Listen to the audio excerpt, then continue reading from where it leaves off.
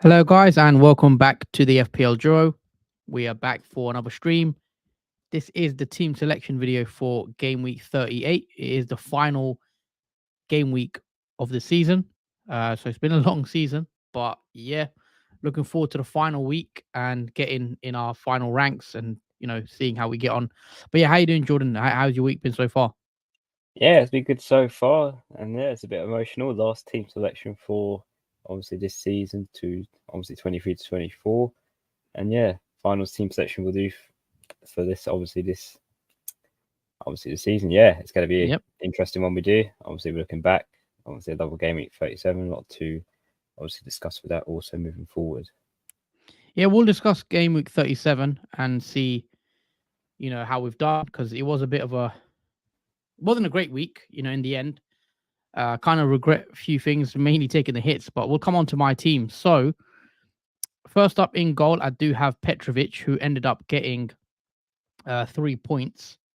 So, no clean sheet for Chelsea in either of the games. They conceded 2 goals to Forest, and they also conceded late on to Brighton, which was a bit annoying. Right at the end, I think they conceded. So, no points really there in terms of clean sheet. So, he comes away with the 3-pointer. Kyle Walker, however, did come away with a 13-pointer after 2 clean sheets in both games against Fulham and Tottenham, which we did think was likely. That was nice to see Kyle Walker get the 13-pointer. However, he was overshadowed massively by Vardiol, who we know did score 2 goals in the Fulham fixture. So obviously the Vardiol owners won that, sort of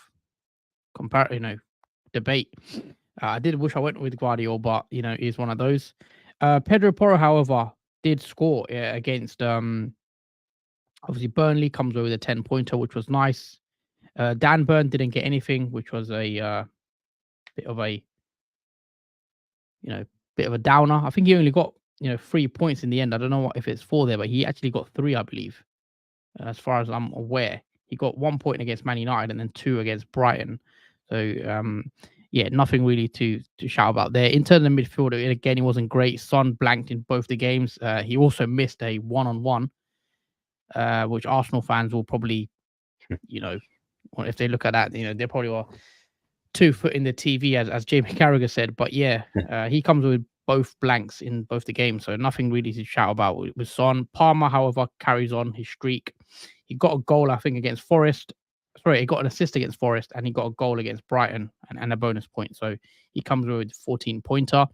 Foden did come away with 11 points, which was great. Again, Foden went big in the first game, getting a 9-pointer, which was nice. He was one of my transfers in for a -4. I can't remember who I took out now. It feels like such a long time ago. Saka, that's the one. Saka did blank. So Foden for Saka definitely paid off. Right, I'm just trying to see who else might have transfer. So on the bench, I'll come on to them. Jackson's an annoying one because he ended up getting 7 points. He only scored 1 goal in the double, blanked against Brighton. But I think Højlund might have outscored him or matched him, because Højlund did score last night against Newcastle, didn't he? He did, and I think he did get 8 points. So one plus over Nicholas Jackson. Yeah, I'm just trying to see Højlund, how many points he actually got. So yeah, Højlund ended up getting 8 points. So he did he did outscore him, and essentially the -4 didn't pay off for Jackson to Højlund. So I should have, in theory, kept Højlund, but I was worried that Jackson would go big, so that's why I did it. Haaland, we know, went big in both the games pretty much. Scored 2 goals against Tottenham, and he also scored 2 goals. Sorry, blanked against Fulham. My bad. He blanked against Fulham and he scored 2 goals against Spurs, and as well as getting the 3 bonus points. Isak surprisingly did blank in the fixtures against Brighton and Man United. Didn't see that one coming. So yeah, a bit disappointed there with the Newcastle assets not doing well at all. Apart from Gordon obviously getting the goal. I think Gordon was unlucky in that game as well. Could have had another assist potentially, because it looked like, I think it was a penalty on Gordon. So Newcastle should have, in theory, had another penalty in that match. That could have been maybe a goal for Isak. And you guys, as you know, I'm on a bench boost this week. So on the bench, nothing really to shout about. Onana got me 5 points, which was, I took a -4. So essentially got me 1 point.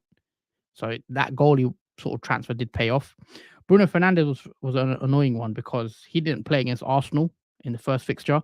However, he did play last night and he did pick up an assist. So we'll take that 5 points. And I was quite glad that he did actually get that second fixture. Gabriel kept a clean sheet against Bournemouth, and he also kept a clean sheet against he kept a clean sheet against Man United. My bad. It was a single game week. I thought for a second he had a double, but it was a single game week for Gabriel getting the 7-pointer in a 1-0 win against Man United.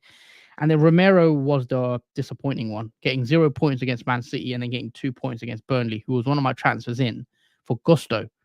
And for those that don't know, Gusto actually played, I believe, last night, and he also got an assist.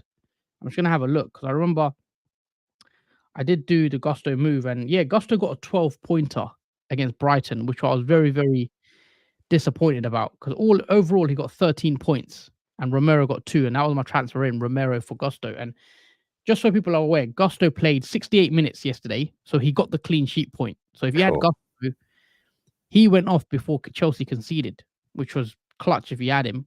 He also got 3 bonus points yesterday, right? And he also got an assist. So he comes over with a big haul, essentially. And yeah, the biggest disappointment for me is removing Gusto, but it looked like he was going to miss out both games because, we know Reece James was sent off. Mad things happen. This is why FPL is predictable. Reece James gets sent off, so that means Gusto is going to get more game time, and things like that you can't really predict. So, yeah, unfortunately, it didn't work out. The Gusto out because he would have got me at least 13 points. That's quite a big swing. I would have also saved a -4 on him, and then obviously Højlund to Jackson didn't work out either. But Foden worked out for Saka, and Onana sort of did work out for Kelleher. But ultimately, in the end, I took a -12. Which again, I wasn't confident of a green, as you guys know. I had a feeling this week with the big hit I took, it wasn't likely that I'd get a green arrow. So 126 points this week. However, I did take the -12, so that leaves me with 114 points overall, which is a red arrow. So it is quite a big red arrow. I think my rank was 32k, I want to say. So now 48k. So about 16k roughly red arrow, which is quite a bit at this stage of the season. I think I can rule out getting top 10k this year, but I'm still in the top 50k, and so I'm quite happy about that. It's a fairly good rank compared to where I was at the start of the season, so we'll take that all day. But yeah, the bench boost now active. Obviously, played it, and yeah, it's not a bad score. But I know a lot of people got really high scores this week. Looking into 140 plus. So yeah, fair play to anyone that did get the big scores, and let us know in the comments as well, guys, how you done in terms of scores this week.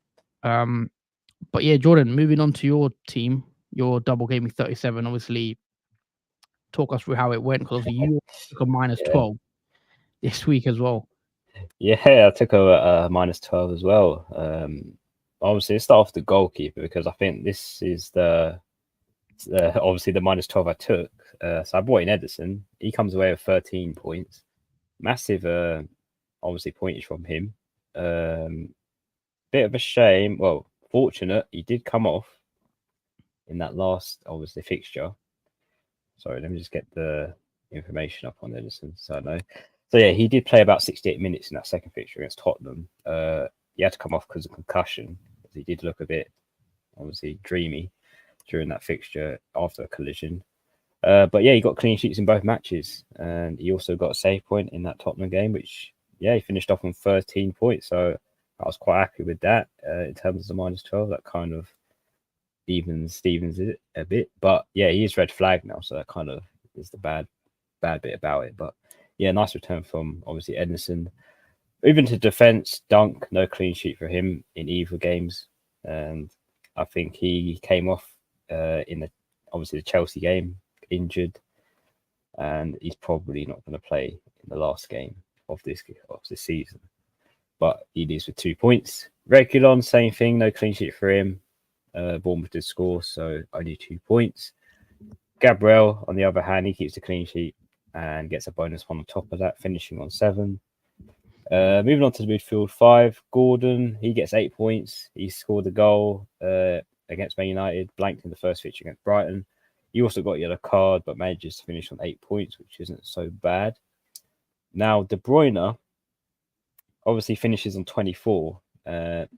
He is my vice captain, but obviously because Wilson didn't play in both fixtures and he was originally my captain, the automatic captain switch obviously to vice goes to De Bruyne, who obviously a bit of fortune. He does get 24 because of the captaincy over him. Gets an assist and clean sheet in the first game against Fulham, and the same in the match against Tottenham. So yeah, nice obviously return for obviously De Bruyne. He was one of my minus 12 transfers, so I could say that kind of paid off as well. Unfortunately, though, he is flagged.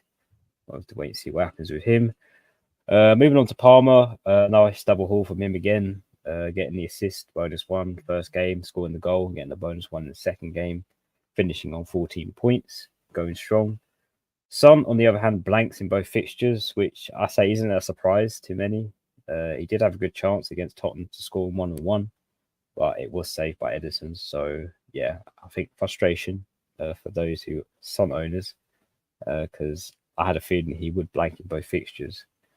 And finally, moving on to Fernandez, 5 points. He did get an assist in that second game against Newcastle. Missed out on the first game against Arsenal.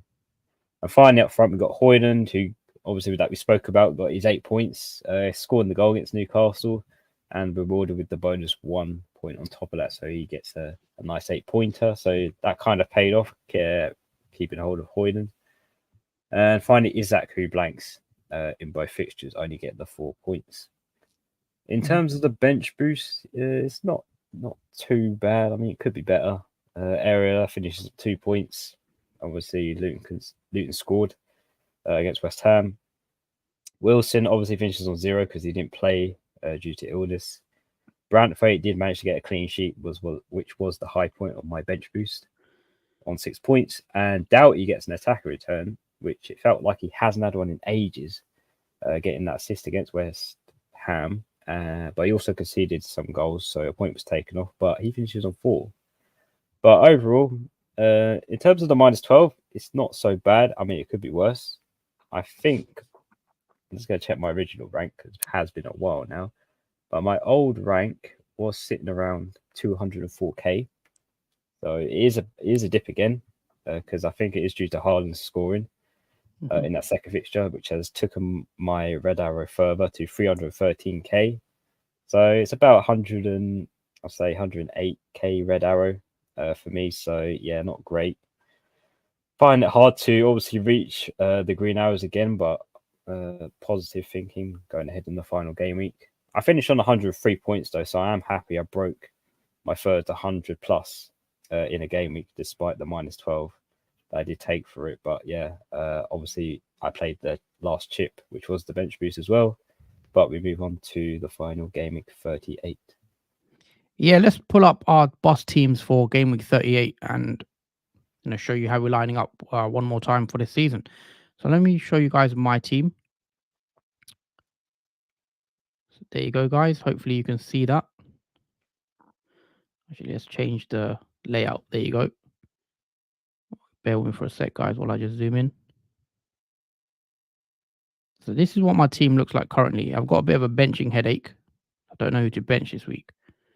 I've also got one free transfer who we'll come on to in a sec.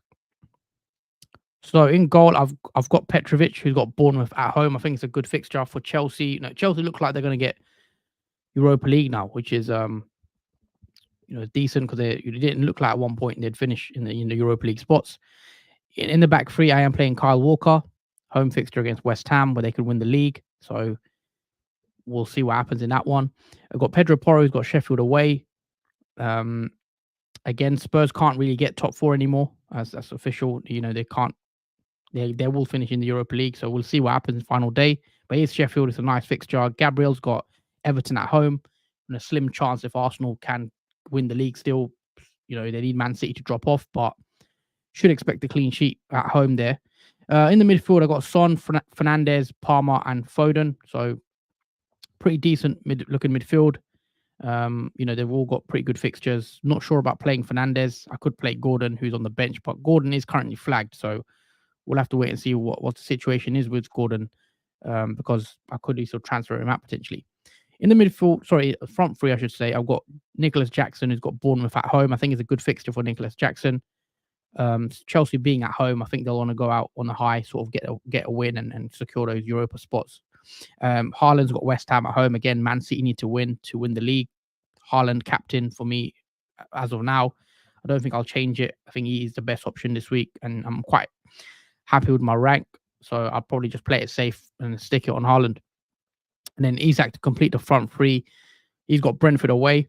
Now, I think it's a decent fixture for Newcastle, because I don't think Brentford have got much to play for. Newcastle don't either. Obviously, that loss last night was disappointing for Newcastle, but they're probably going to finish sort of where they are. So there's not much to play for. But on the bench, again, I've got Onana, I've got Gordon, Burn, and Romero as well to complete the bench. So in terms of my transfer plans, I do want to take a bit of a risk, like bring in someone different. The player I was looking at to bring in was Salah, but I can't get to Mo Salah unless I take a -4, which I'm not really looking to do. I don't want to take another hit, especially this late on during the season. So what I'm probably going to do is bring in an Arsenal player, because I don't have any Arsenal midfielders or attackers at the moment. So it's just who I take out and who I bench. I mean, I want to bring in someone like Havertz or Odegaard.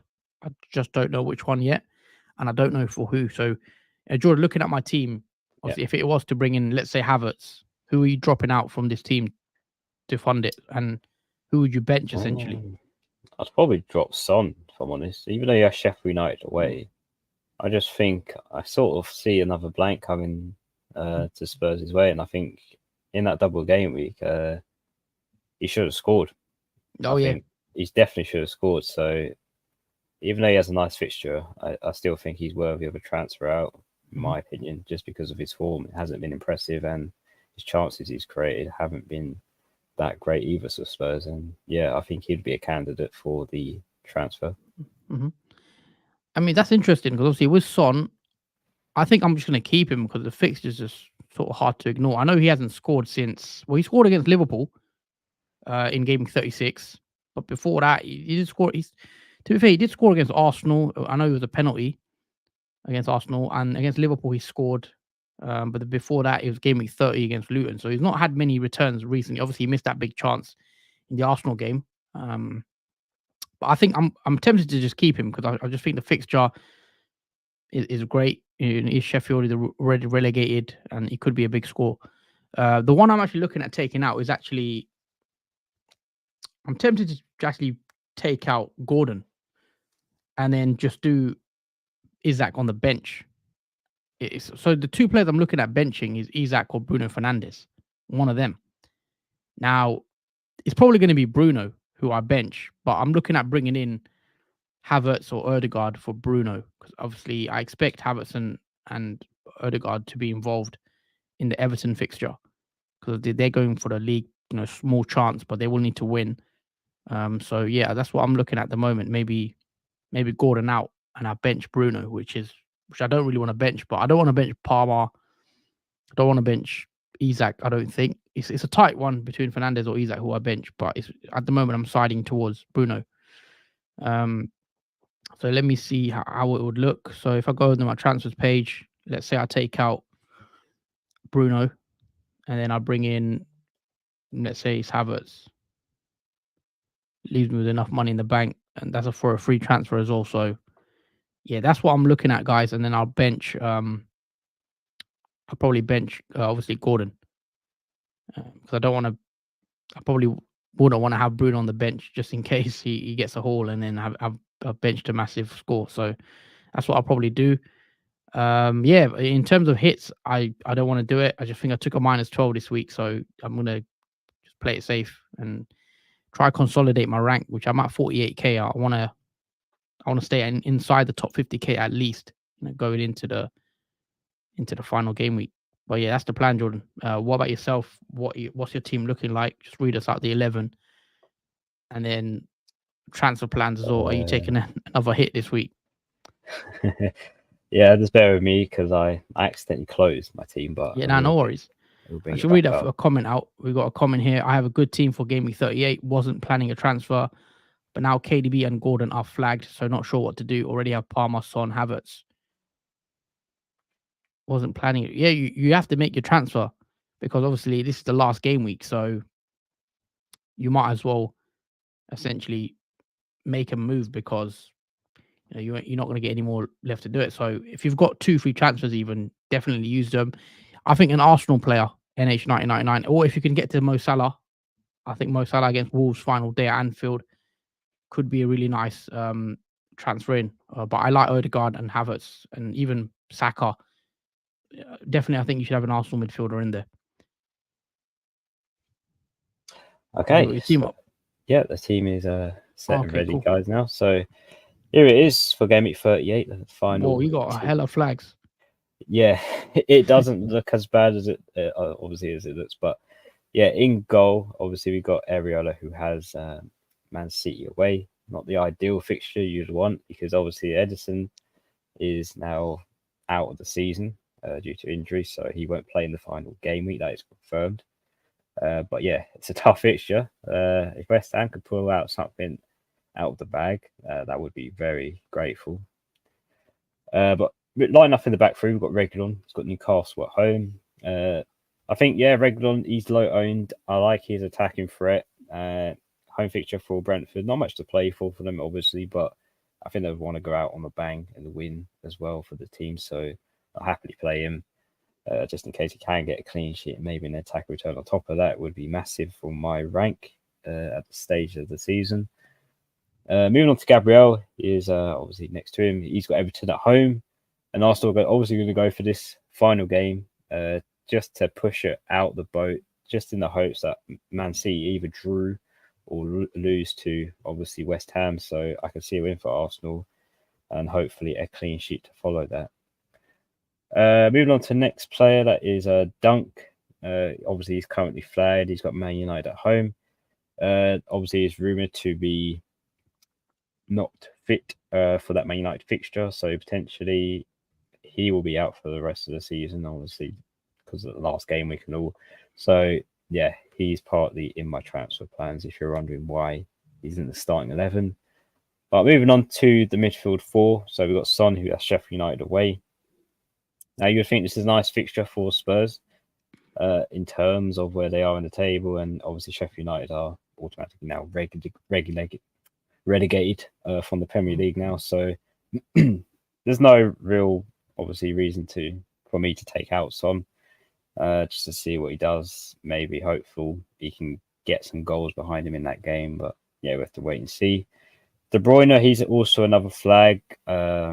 As far as I know, obviously he came off around 68 minutes in that second game.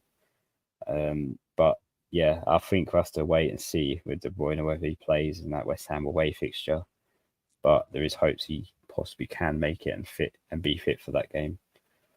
Moving on to Palmer, he's got Bournemouth at home, and currently is my captain pick for this week. And yeah, I think it's a strong fixture. Chelsea have really good form at home, have a lot of unbeaten games as well, and yeah, Palmer's been on fire pretty much for most of the season, so I'll happily have him as in the starting 11 as my captain.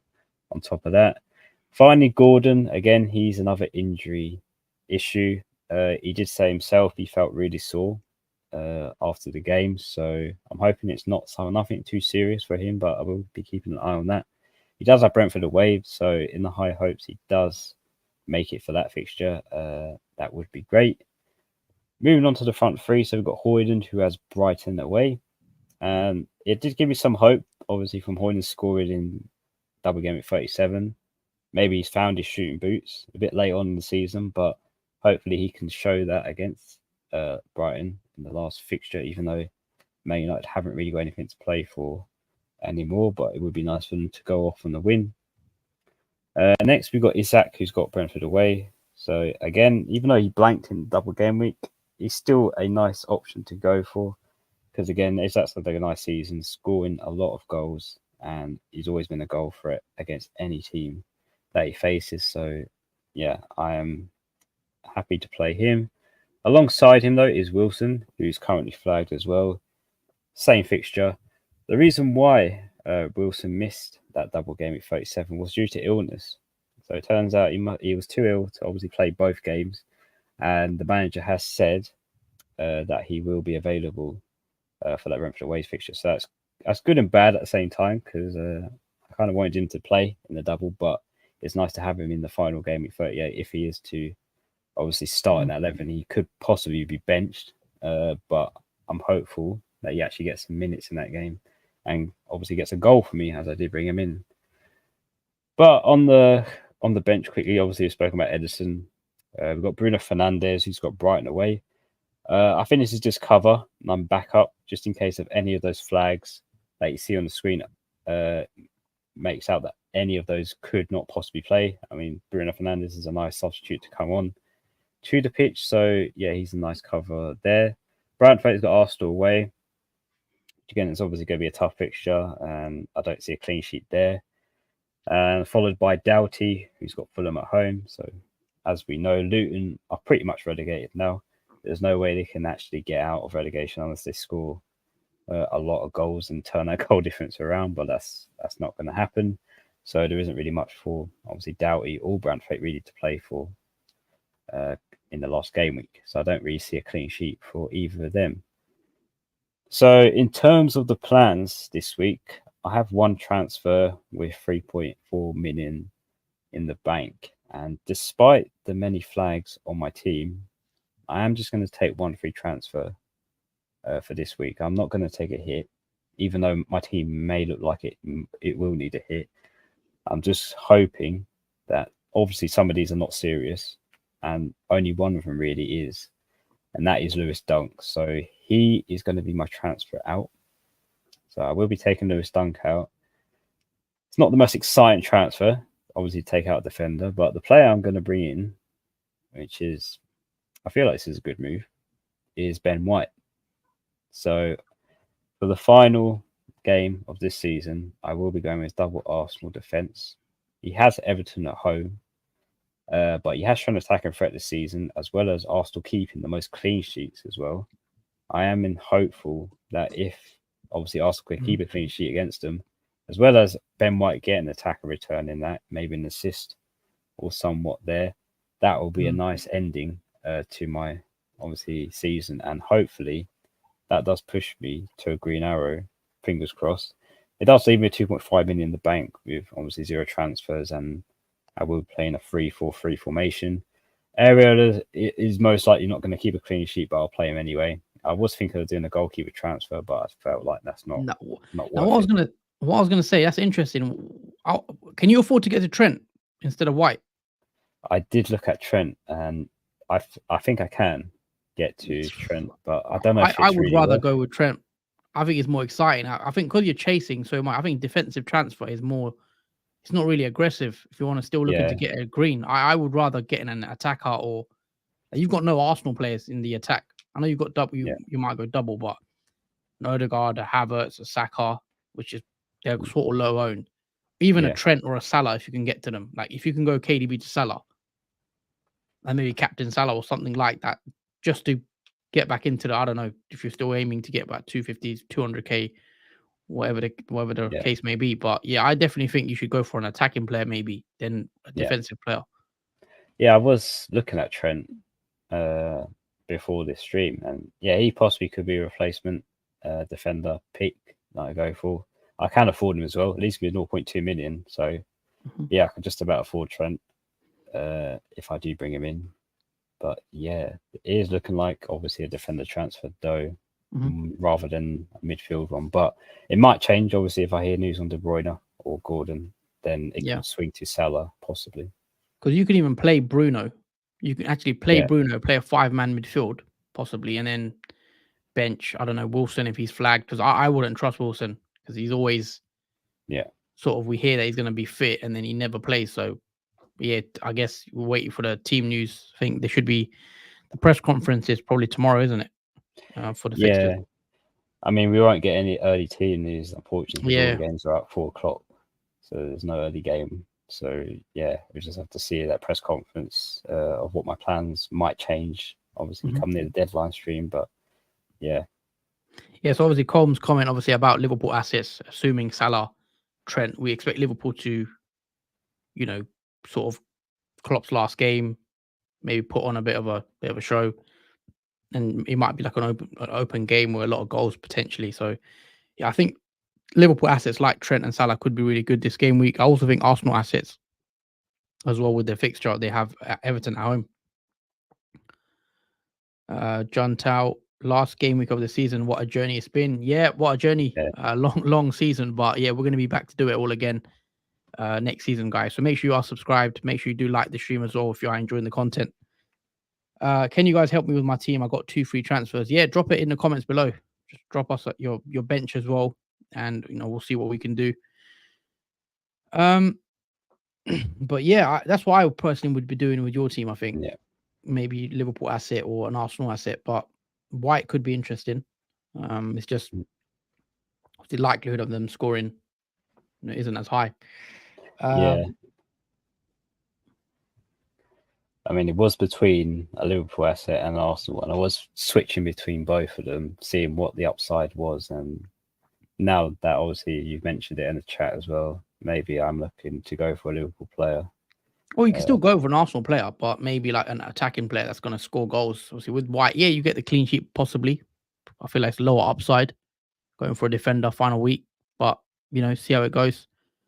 But yeah, Jonta, drop your team in the comments because we are going to wrap the stream up soon. When are we back? On Sunday, aren't we? For the Sunday. So deadline stream. I don't know what deadline is it. Is it a 3:00 deadline this week?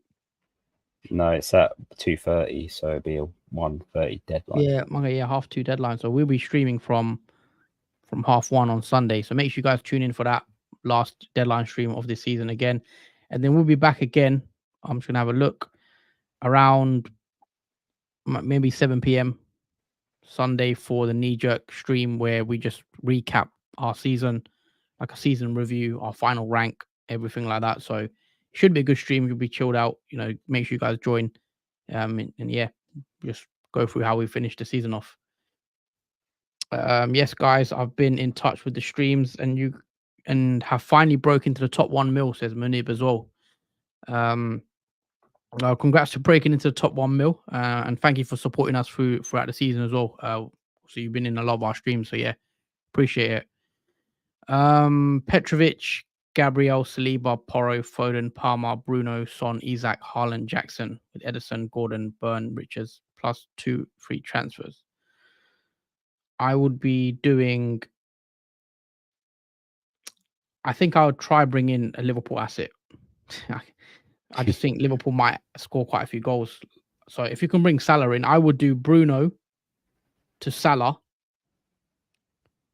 and then I'll remove Isak possibly and downgrade him so you can afford to bring in Salah, assuming you've not got money in the bank. So I would try bring Salah in and downgrade elsewhere to fit Salah in. So whether that's even a Palace player, I don't mind bringing in a Crystal Palace player like a Elise or an Eze, someone like that. I think could be really good as well. So yeah, John Tao, try Bruno to Salah and then take out Jackson to essentially fund it, basically.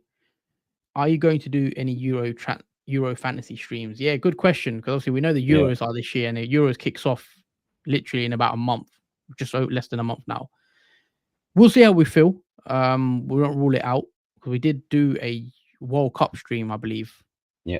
Well, 2 years ago now. So it feels like a while ago when the World Cup was on. So we'll see if we do Euros. We might just not do it. But if you guys want the Euros content, let us know. And if we think there's enough demand for it, we might do it. So yeah. Differential for the last game week. And Com does reply Elise or Johnson. Yeah, I think Elise is a good pick. With Palace playing Palace are Villa, but Villa have secured top 4. They got nothing to play for. We know they're going to play Champions League next season. Big achievement for Villa. Great season under Unai. But I think Palace are on such great form right now that I don't mind going for someone like Elise. Have you got a differential? I mean, Brennan Johnson's a good one as well, with Spurs playing Sheffield, low owned. Yeah, I was going to say, obviously, a Crystal Palace differential like a Mateta, Elise, or an Eze, one of those 3. Yep. Going into the final week, I was thinking of bringing one of those in myself, but yeah, I think out of the teams, I think Crystal Palace could be a nice differential team to go for. Yeah, I'm just looking at the fixtures now. I think obviously we mentioned Arsenal. I would avoid Newcastle, Brentford. I think we've got Isaac, Gordon, and the likes. Man United assets don't really jump out to me. In the Brighton assets don't either. Burnley Forest is another fixture. You can sort of ignore that. Yeah, I think the Palace guys that we've spoke about, Elise, Eze, etc. Salah for Liverpool, Trent as well. If you can get to Trent, Man City assets always good. And then Brennan Johnson is one that I think, definitely looking at as a low owned player if you are chasing the upside. Another one could be, and there's not much to play for, but Muniz. It's got obviously Luton. It's a nice fixture last game. Yeah, that's interesting. Yeah. Let me just check his ownership quickly. He's 4.4%. So yeah, it's a nice cheap differential at 4.3 million. He's another one that could do well. He had a good season as well. Second half of the season, doing quite a lot. I know he hasn't scored in the last couple of weeks, but he's also had a big season at Fulham. But yeah, I think that's it, guys, for the content in terms of the team selection video. We're back again Sunday. We'll do 2 streams Sunday, 2:30. We've got the deadline stream, and then again around 7 p.m. we're gonna do the final stream for the season, which is the final rank. So make sure you do tune in for that. Hit the like button, guys, if you are enjoying the content. Make sure you are subscribed to the channel as well. Get us to 2K subs. That's the next target. Join us back next season. Obviously, there's gonna be a lot more content to come. We're gonna, sort of level up the content. There's gonna be new ideas coming, the new graphics, everything. So things are changing next season. So make sure you are tuned in for that. It's gonna be a lot better as well going forward. But yeah, thank you guys for watching. I really appreciate your support as always. We will see you again on Sunday. Yeah, thanks guys. Take care. Enjoy obviously the rest of your week, and we'll see you Sunday for the deadline stream.